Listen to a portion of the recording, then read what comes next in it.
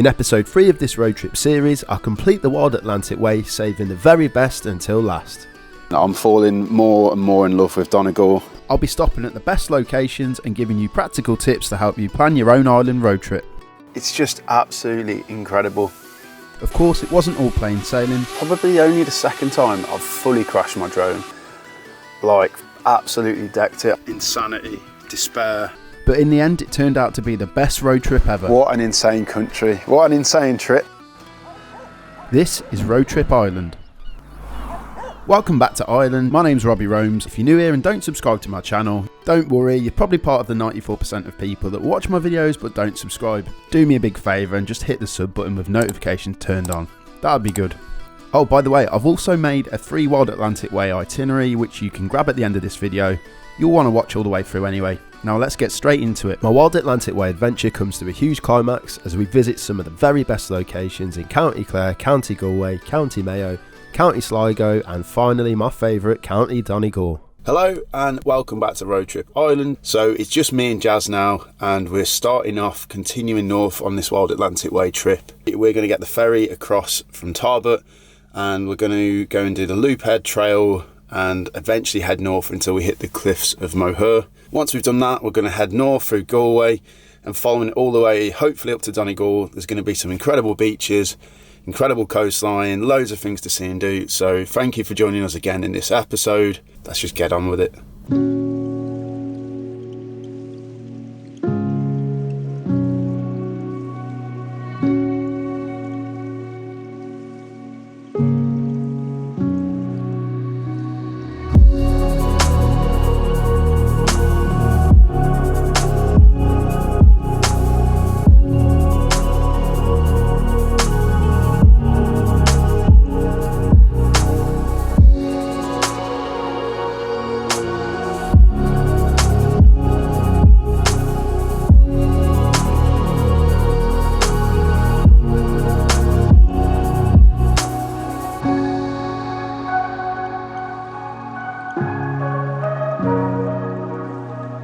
So this is completely typical of the Irish weather. You got this beautiful sunshine out to sea behind me. You can see the sunbeams. I can probably not feel the warmth because I'm freezing. And where we're stood, we've got this really big rainstorm coming in. It's kind of killing the visibility of the cliffs behind me, but it does make it dramatic.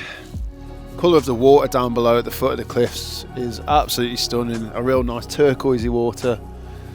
And it's one of them Irish landmarks. If you can handle the Irish temperamental weather, yeah, you have to come and experience this place. I think our visit's going to be a fleeting one, but at least we've ticked it off the list. What a place. After our visit to the cliffs, we pitched up at a campsite in Doolin where we could still actually see the cliffs of Moher. We've just made our way through the Burren UNESCO World Heritage Eco Site, I think I've got that right, and we're in Galway.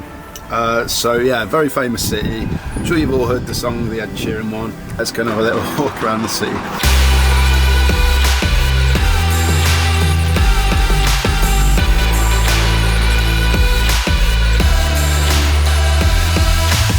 So we're just making the drive from Galway up towards Gertine Bay. We're about an hour into the drive, and we're passing through what I believe is the Connemara National Park. And yeah, it's starting to really remind me of some of the epic landscapes up in the Scottish Highlands. I'm just going to quickly fly the drone to just give an example of how beautiful and wild it really looks.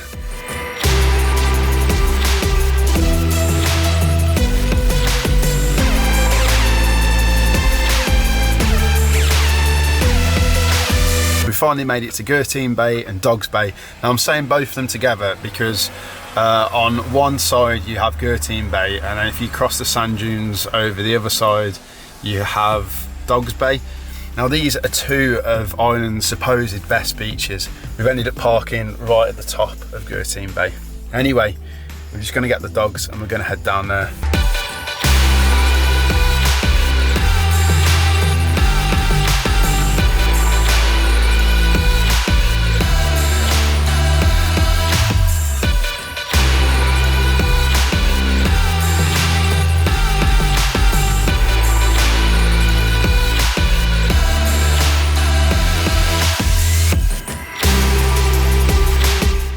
sun has come out and it just makes this place even more dramatic, even more spectacular. Sand is quite comfortably the finest, whitest, powdery sand I've seen anywhere on this entire trip so far.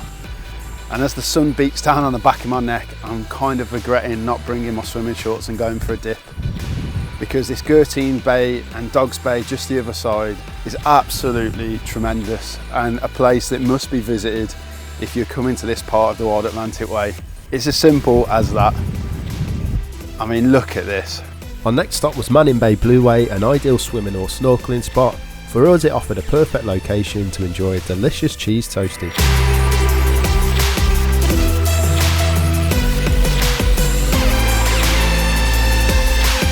So we're making our way around the Skye Road Loop, which is just north of Clifton.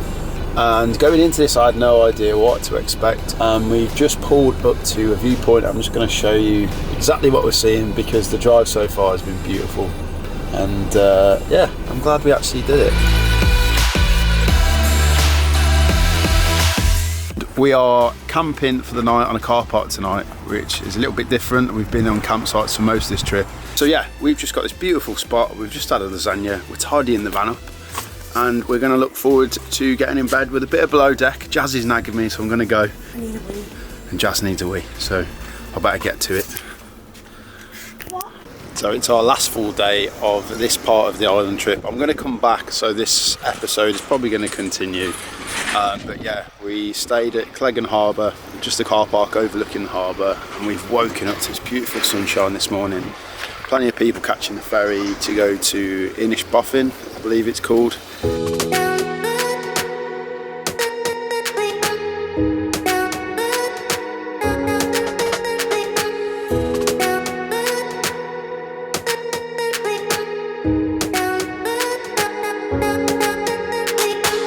So we've made our way down the Renville Peninsula, and we're at Island View, which is also known as Renville Beach. And you don't fully see it when you park up. You can see a bit of the sand, and as you turn and sort of face the right, you get this incredible sweeping view of the mountains, the white sand, the blue sea. And in terms of a picturesque beach with dramatic scenery, I go on about it so much on this channel and so much in these episodes. This really is absolutely spectacular. Just an unexpected place that I'd read about, I'd done a bit of research on, but I had no idea it was this beautiful. Tempted to actually go for a little dip here, you know.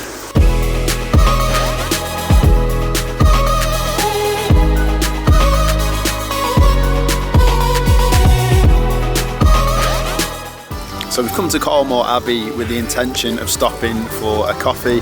We've ended up paying the €16 each to come in. As part of the admission, there's all sorts going on. So far what I've seen, this place is stunning.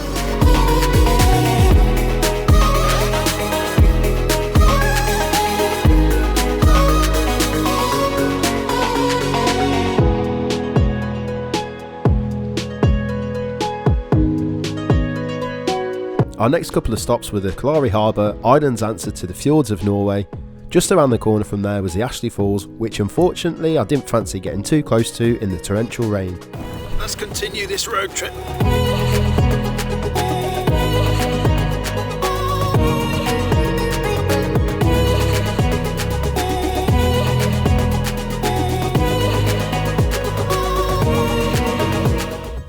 After exploring the scenic town of Westport, we drove all the way across the country to Dublin for our ferry home the next day. Jazz needed to return for work, and about 3 weeks later I came back with the dogs to continue the journey and finish what turned out to be the best part of the Wild Atlantic Way. I really cannot wait to show you these places in the second half of the video.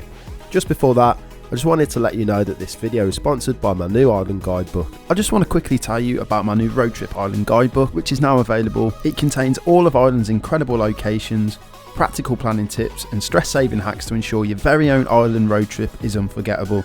Each location has a QR code, what 3 words reference and postcode to make navigating simpler than ever. Book includes itineraries, campsites, hotels, B&Bs and off-grid park-ups, and it's also full of wonderful photos to help inspire your own trip. And if this is the first time you've heard about my No Fuss travel guides, then hello and welcome. My previous 3 books are Amazon bestsellers and have helped thousands of adventurers just like you have the road trip of a lifetime. So yeah, thanks for listening guys. You can grab Road Trip Island direct from our website now. I'm really grateful to anyone that's ever read or purchased any of my books. And yeah, that's enough waffle. Let's get back into the video. Hello and welcome to the incredible Achill Island. So I might be looking a little bit jaded, my hair, my face might be looking a little bit greasy, and that's because I've actually been travelling pretty much all day. So I caught the ferry this morning at 10:30, arrived in Dublin at about 1:50, and I've literally driven straight across the country, and we're now back in County Mayo in the beautiful Achill Island. And so behind me you can see Grace O'Malley's Tower. Now this is a famous landmark on the Wild Atlantic Way, which dates back to the 15th century and was once home to the famous pirate Grace O'Malley.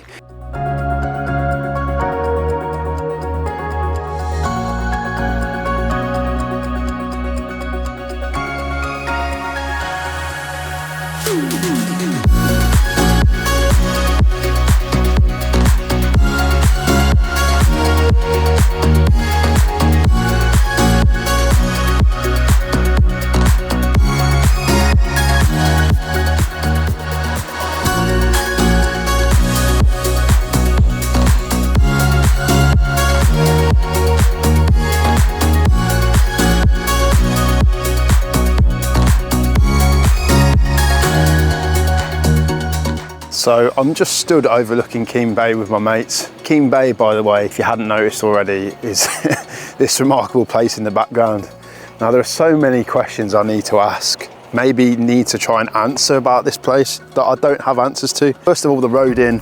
So you follow a pretty dramatic coastal road on the way here, and if you're afraid of heights, probably not a good place to come. You'll be absolutely fine, but there are some big old drops. The views out to sea from the drive here, absolutely 10 out of 10 spectacular.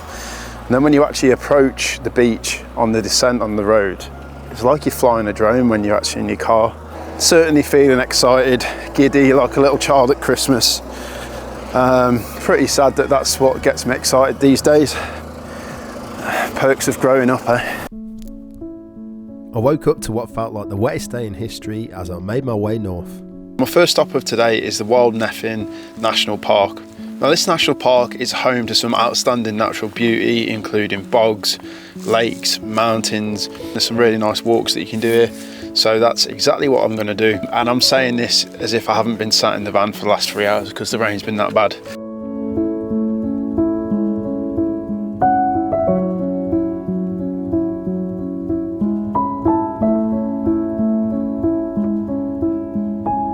It's a crying shame that it's absolutely started pissing down again, because I know the views out to Achill Island would have been beautiful.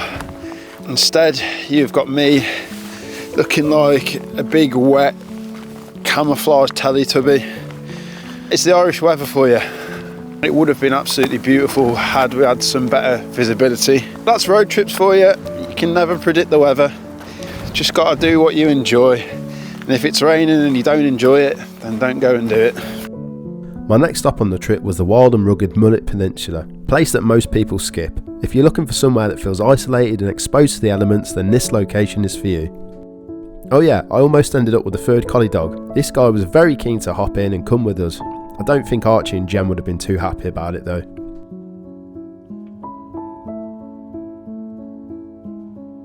I made a brief stop to check out this impressive piece of coastline by the Cagey Fields Visitor Centre.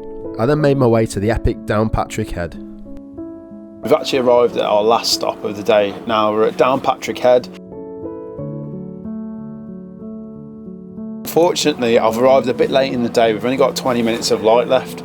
And on the walk up there I just made an attempt to go up there. Not only was it blowing about 60-70 kilometre winds, but the dogs aren't actually allowed up there. So I've literally got halfway and had to turn back. Yeah, hopefully I can get up there tomorrow, get some great photos, show you guys how awesome it is. Let's pick it up in the morning, hopefully a better day and less rain, who knows.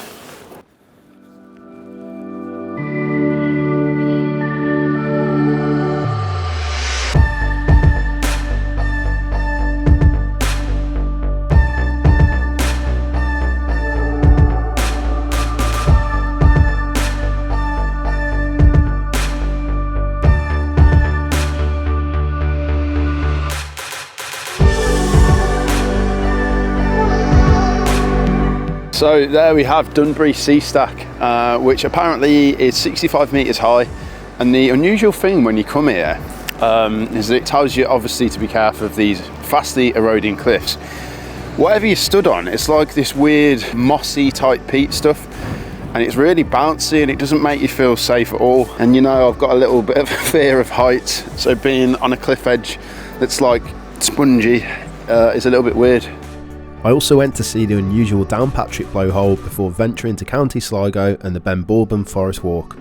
So I'm just setting off on the Ben Bourbon Forest Walk. I believe of 3 different trails you can do here. The one I'm about to do is 5.5k, and the main highlight of doing this trail is that you can get some incredible views over to Donegal, plus we're going to get some pretty cool views of the mountain itself.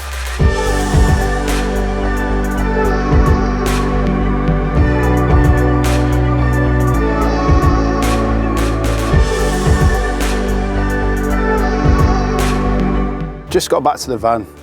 Fantastic walk. Would highly recommend it if you are in this area.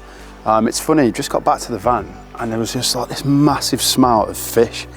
And I was like, what's going on? Is it the van? Is something burnt on the engine? And then you can see behind me, there's a fish van. Supplies of fresh fish, frozen and smoked fish.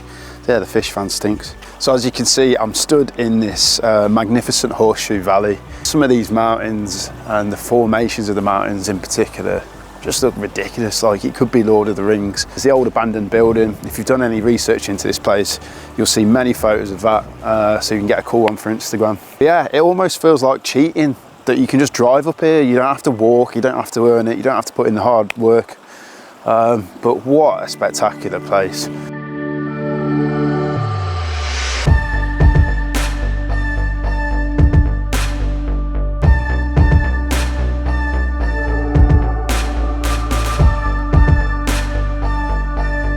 So there you can see in the background Glencar waterfall, which was absolutely beautiful. It's a place that's dead easy to get to. It literally takes 2-3 minutes to get up here. And the waterfall itself, I mean, what can I say? It does remind me of something that should be in Indonesia. So you might just be able to see behind me the beach here at Strand Hill, which is probably one of the last stops I'm going to make today. And I'm here to experience one of the famous Irish seaweed baths. I've no idea if I'm going to enjoy this or not, but I really don't know what to expect. I've just got into the room where I'm going to have this seaweed bath, and what they've asked me to do first is go in the steam room for 2 minutes to open my pores and then get into the bath.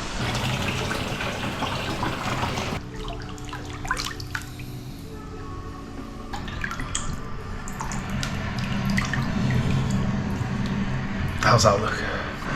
It's funny because I'm not sure how much of this I'm actually going to edit and put in, because it's just a bit weird, me sat in a bath of seaweed. I'm not sure what value you guys are getting from this. So there we go, just got back to the van. So that experience has just cost me €45, and this is the Voya, V-O-Y-A, seaweed bathhouse here in Strand Hill. You know what, I would actually recommend it. Residue that comes out of the seaweed is so silky smooth on your skin. Anyway, I'm gonna head into Sligo town, have a little walk around, and then get some dinner at a place that I've been recommended called Hooked.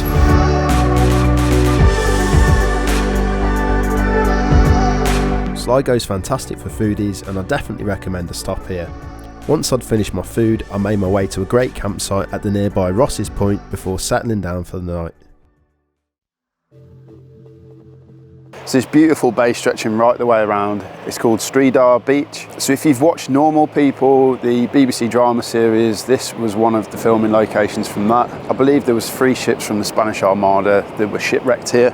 Could probably become one of my favourite beaches in the whole of Ireland.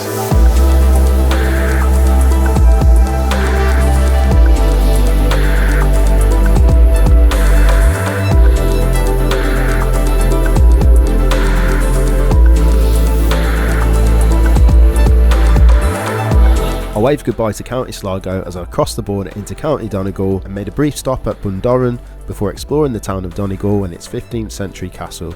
Next was a visit to the Mammoth Slieve League, Europe's 3rd highest sea cliffs.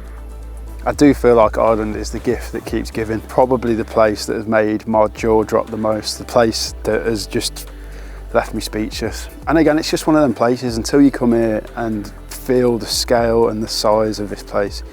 You have no idea. It looks brilliant on a photo. I'm hopefully going to fly the drone in a minute and show you. Just being here to witness it, it feels very special, and yeah, another place that I'm so lucky to come and visit.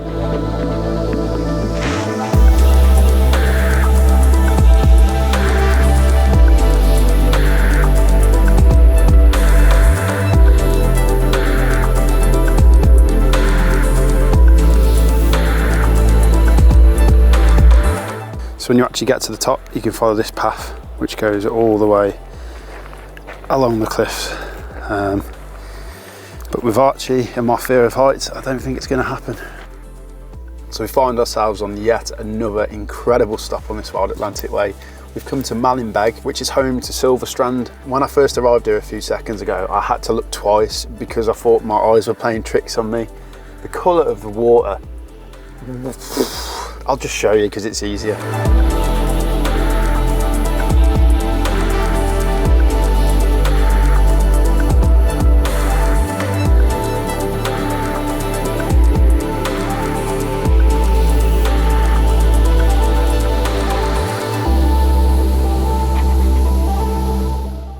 This day was going too well. I was just about to start recording some audio with my little microphone, and a big lorry came and I had to basically just get straight into a ditch. I dropped the microphone and it's somewhere in the cab of my van, but I've looked all underneath it and I can't see it. So I think it's got to be somehow gone down where the seatbelt is, and it's down the bottom here. I have no idea. I'm going to take it off and have a look. Look down there, can't find it. I've took this panel off, looked around there, can't find it, so I'm just writing it off. Do you ever get them moments in life where shit like this happens and you just go through insanity, despair, self-pity? It's like the 3-5 stages of grief, whatever. Bearing in mind I've had all of this out. Cheers, mate. Because it's got a magnet on it, it's just stuck under. You can't write it, can you? After my absolute meltdown, I made the drive to the wonderful Asaranka waterfall. After that disaster up on the mountain, my head completely went. But I just arrived here and there was a proper photographer getting a nice shot in the river. Trying to get these guys to pose for a photo is just impossible. So, absolutely beautiful place. Right, come on doggies.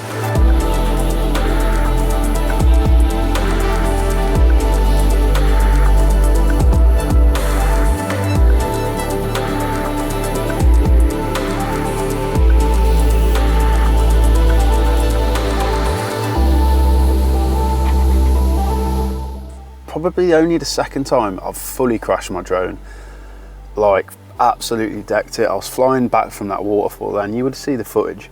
I didn't even realise there's these power cables just above me, and luckily I was flying back quick enough that it's hit the power cables, spanning the mad thing and landed in the bog field.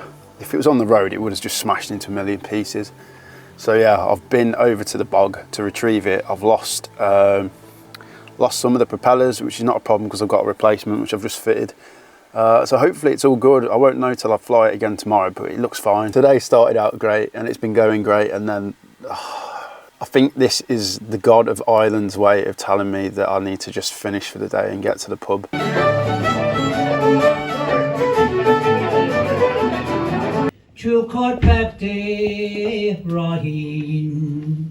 To make way for my heart. So I've had an evening in a draw, and the Irish people will fully appreciate that I've said it that way.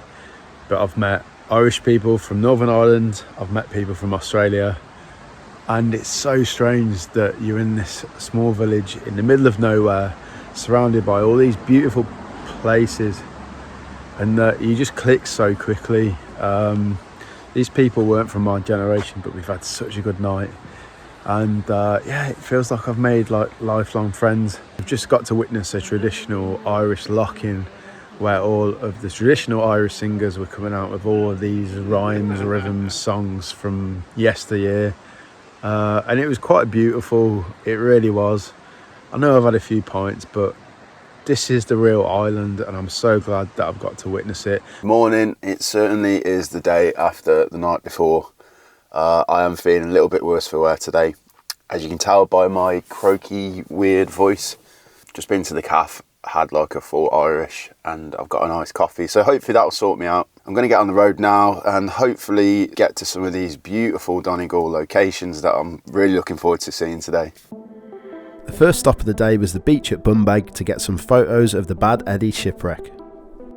So I'm actually making my way over to the far side of the beach, and there's a reason I'm doing that. I want to try and get a certain photo that I've seen online, and there's a bit of a photography workshop going on. I was just speaking to the guy that runs it, real friendly guy, and he sent some of his students over this way to get a photo of the shipwreck, with the main selling point being the huge mountain in the background. I don't know if I've got a lens long enough to show you exactly what I mean, but we'll give it a try. To be honest, I'm absolutely chuffed with that shot. It definitely worked. So if you are a photographer, got a slightly longer lens, then come over to this side of the beach and get the view back towards the shipwreck and the mountain. I mean, the dogs are just sitting here taking in the view. What a time to be alive.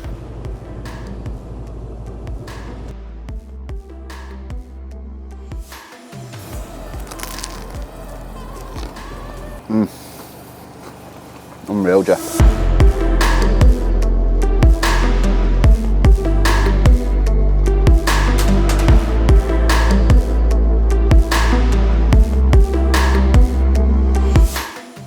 So I've made the drive out to the mighty Horn Head. This is a bit of a drive you can do with two main lookout points. In my new Road Trip Island book, I'm going to have a little QR code that you can just pop it in and it will show you exactly where to go. Let me show you exactly what I'm looking at right now.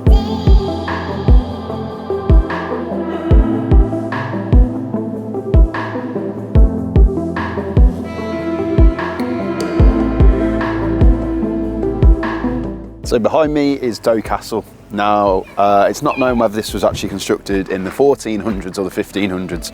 And I was just reading the information board about the castle, and someone's wrote in permanent marker, this is the place where Brian McFadden proposed to Kerry Katona. So whether that's true or not, I have no idea, but if it is, how interesting. Another cool thing about the castle is that it's completely free to enter. You can just have a little walk around. It'll only take 5 or 10 minutes. So not a huge time consuming thing. So I've made my way to probably what's going to be my penultimate stop of the day, and we're at Downings Beach. Yeah, apparently you can drive your car and park your van if you really wanted to. Okay, just to clarify, you can't park on here overnight. I've just read the sign, but you can pitch up for pretty much most of the day. So yeah, if you want a beach day right next to your van, this is certainly the place to come. So I've made my way to the final stop, which you can see behind me is the Fanad Head lighthouse. And I'm squinting because we're in golden hour. It's absolutely glorious. If you did want to go inside, check the opening times. They do various tours that you can pay and go and explore.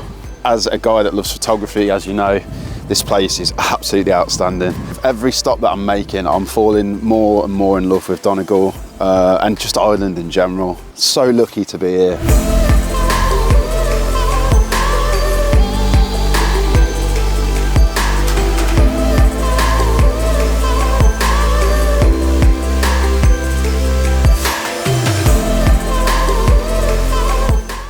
So I've been stood here for probably the best part of an hour. Thoroughly enjoyed this place, and without a doubt one of the best sunsets we've had on this entire trip. If you've enjoyed this Road Trip Island series, can I ask a massive favour?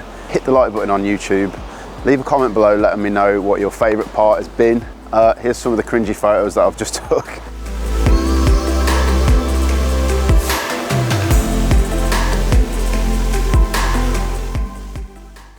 We ended up staying in a free park up near Port Salon Beach, which was actually the first stop the very next day.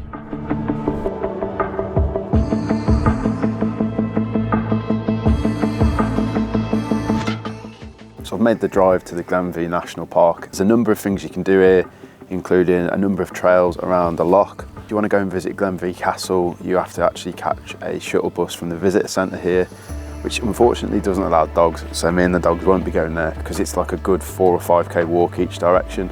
So instead what we're going to do is just have a little walk around the nature trail here.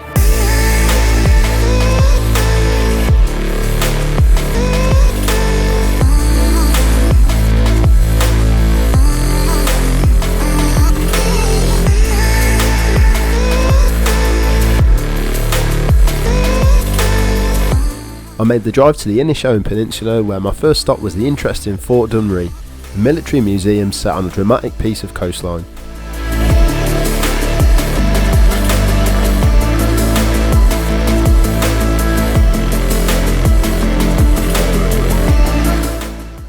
So we've just ascended the Mayo Gap. Now this is arguably one of the most beautiful parts of the Inishowen 100, and it's this mountain pass that involves these twisty, turny, beautiful roads. This guy's probably loving it on his bike, good timing. And there's actually a little discovery point here which I'm going to go and have a quick look at before we then descend in that direction towards Leanan.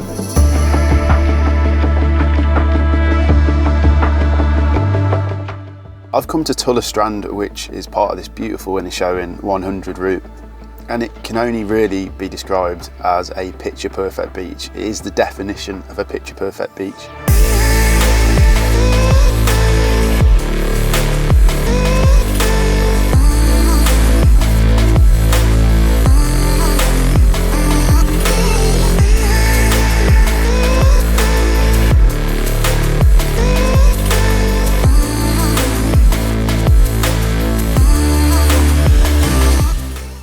We've arrived at Pollen Beach. It's also known as Ballyliffin Beach. Now this is yet another pristine 2.5 kilometre stretch of white sand, sweeping mountains in the background. And the one thing to note here is there are some huge waves, strong currents, riptides, so it's not really a swimming place. Definitely a great place to walk the dog or stretch the legs. Just on the car park, they've got a little book exchange library. So the idea is you put a book in and take a book out. And it just so happens I've got one of my Road Trip Wales books lying around, so I'm going to go and swap it.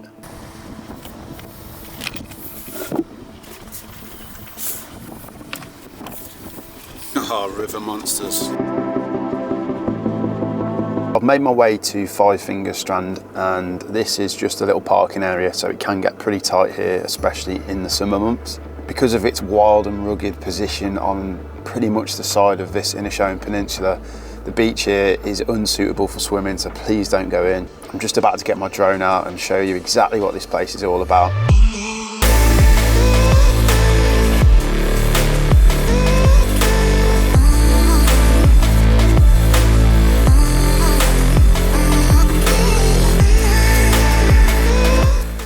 So I finally made it to Fanad Head. Now this is the most northerly point in the whole of mainland Ireland, and it's absolutely bonkers to think just 3 or 4 weeks ago I was down in Mizen Head, which is pretty much as far south you can go in Ireland. It's rugged, it's windy, but by gosh is this place absolutely stunning.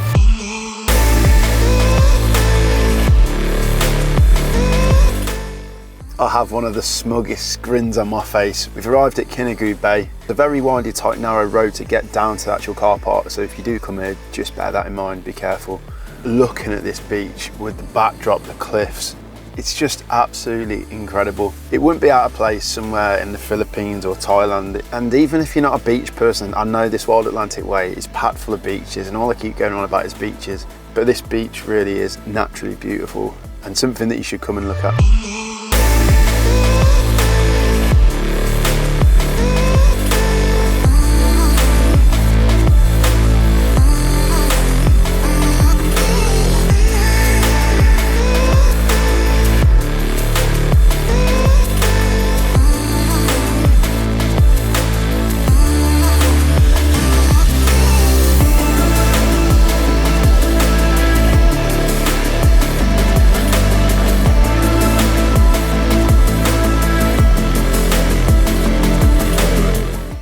So I'm stood at the last stop on my entire trip. This beach behind me is Struve Beach. That right there is Inishowen Head. You might be able to just make out the rainbow, which is out to sea. And then just to the left is the iconic Struve Lighthouse. Usually at the end of my videos, I do this little section on how I feel about Ireland, what were my favourite parts, how does it compare with other road trips. It's such a bittersweet thing coming to the end of this trip, because for the last 5-6 weeks I've been exploring so many of these beautiful peninsulas, so much of this coastline, and it's so hard for me to just summarise that up in a short brief period that you guys are going to keep listening to me for. For me, Ireland has been by far the best road trip I've ever done. There's no question in it. Just the sheer amount of things to see, places to go and visit, beaches, the coastline, the mountains, the pubs, the villages, the people. It just absolutely has everything. Funny when people say they visit somewhere and it captures a bit of their soul, or they've left a piece of their soul in a certain location. For me, Ireland has completely captured my soul in a way that I can't even describe.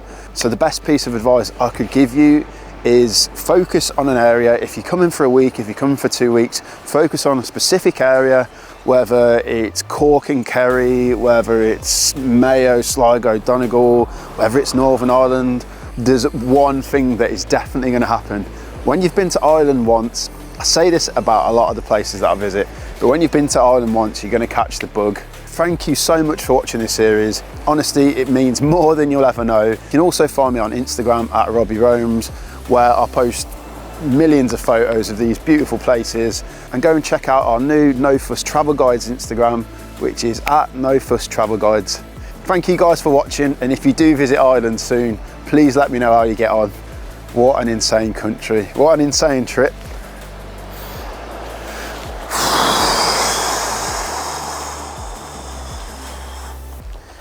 Unbelievable.